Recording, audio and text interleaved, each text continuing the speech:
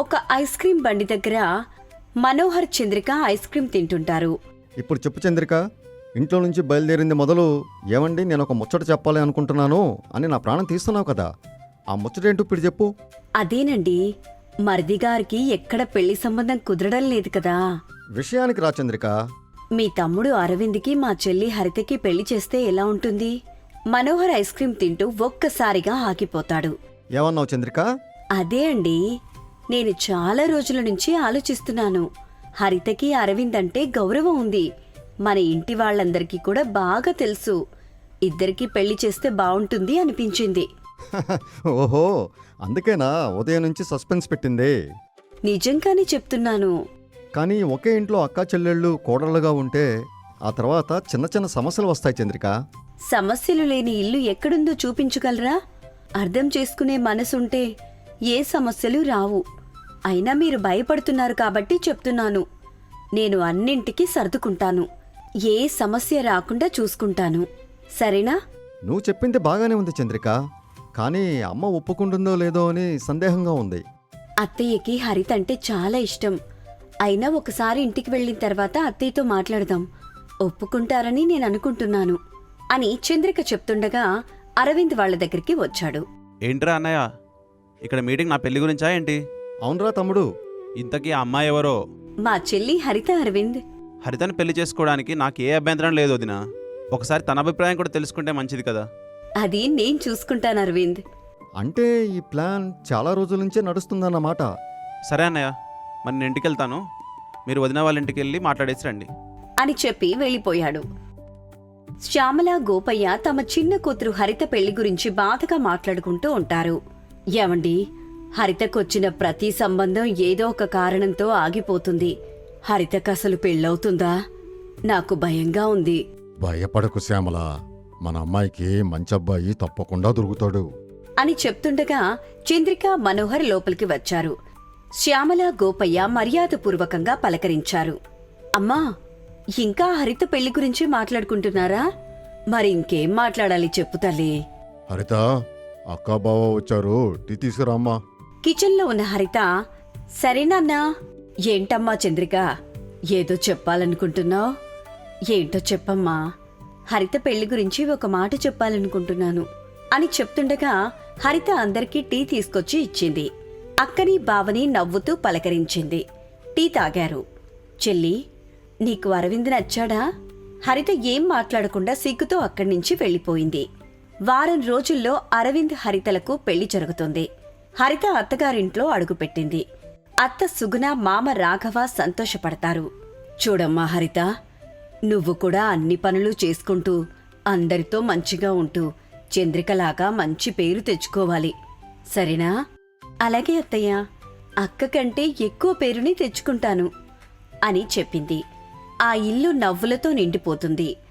ఇక అప్పట్నుంచి చంద్రిక ఇంటి బాధ్యతలన్నీ చూసుకుంటూ అందరి మనసులని గెలుచుకుంటుంటే హరిత తన చిలాకీతనంతో ఇంట్లో ఆనందం నింపుతూ ఉంటుంది. అది చూసి సుగుణ, రాఘవ కూడా ఇంత కలిసిమెలిసి ఉండే కోడళ్లు దొరకడం అదృష్టమని ఎంతో మురిసిపోతూ ఉంటారు. కాని ఆ సంతోషం ఎక్కువ రోజులు నిలవలేకపోయింది. అందుకు కారణం రాఘవ చెల్లెలు నాగమణి. ఒక రోజున ఆ ఇంట్లోకి వస్తుంది. నాగమణి అంటే రాఘవ, సుగుణకి ఏమాత్రం ఇష్టం ఉండేది కాదు. కాని తన కొడుకుల కోసం ఇంట్లో ఉండనిచ్చారు. నాగమణికి చంద్రిక, హరిత కలిసిమెలిసి ఉండటం నచ్చలేదు. ఇక నుంచి ఎలా కలిసిమెలిసి ఉంటారో నేను చూస్తాను. నా ఇంట్లో లేని ఆనందం, సంతోషం మా అన్నయ్య ఇంట్లో కూడా ఉండటానికి వీల్లేదు. చిచ్చు పెట్టి నెమ్మదిగా దూరం పెంచాలి అనుకుని గదిలో ఉన్న హరిత దగ్గరికి వచ్చింది. రండి పిన్నిగారు. ఏమ్మా హరిత, నీకు ఇంటి పని, వంట పని చేయడం రాదా? వస్తాయి పిన్నిగారు. ఎందుకలా అడిగారు? ఇంతకు ముందు ఎవరో మన ఇంటికొచ్చినప్పుడు మీ అక్క చంద్రిక చెప్తుంటే విన్నాను. మా చెల్లిక ఏ పని రాదు, అన్ని పనులు నేనే చేసుకోవాలి, ఒట్టి పని దొంగది అని చెప్తుంటే విన్నాను. నాకు చాలా బాధేసింది. ఒక అక్క తన చెల్లి గురించి బయటి వాళ్లతో చెప్పొచ్చా?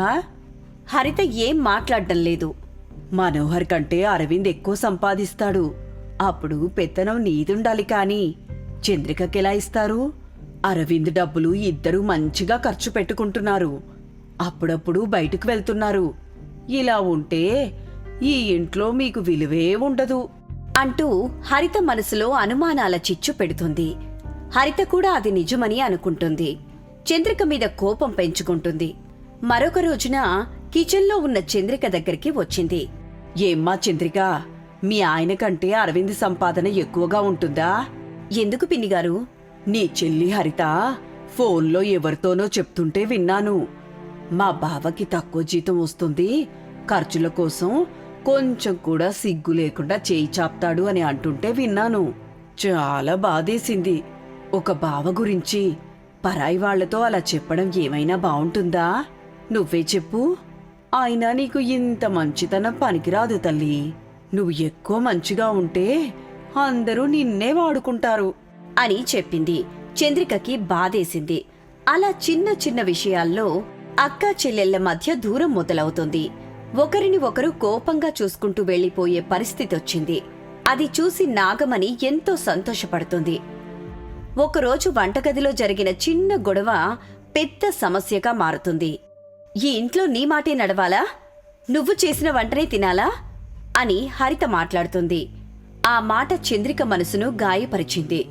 ఇక అప్పట్నుంచి ఆ ఇంట్లో ఎవరికి నచ్చిన వంటలు వాళ్ళు చేసుకుంటూ తింటూ ఉంటారు. ఒకరితో ఒకరు మాట్లాడుకోవటం మానేశారు. ఆ ఇంట్లో పరిస్థితి పూర్తిగా మారిపోయింది. మనోహర్ ఎప్పట్లాగే బాధ్యతలు చూసుకుంటుంటే అరవింద్ మాత్రం భార్య బాధని చూడలేక అన్నా వదినలపై కోపం పెంచుకుంటాడు. డబ్బులు మనోహర్ చేతికివ్వడం మానేస్తాడు. అన్నయ్య, ఇక నుంచి నేను నీకు డబ్బులు ఇవ్వలేను. మా ఖర్చులు మావి, మీ ఖర్చులు మీవి అని వెళ్ళిపోతాడు. మనోహర్ ఎంతో బాధపడతాడు. అది చూసి నాగమణికి సముద్రమంత సంతోషం కలుగుతుంది. మరొక రోజున అత్త సుగుణ తన ఇద్దరి కోడలని పిలిచింది.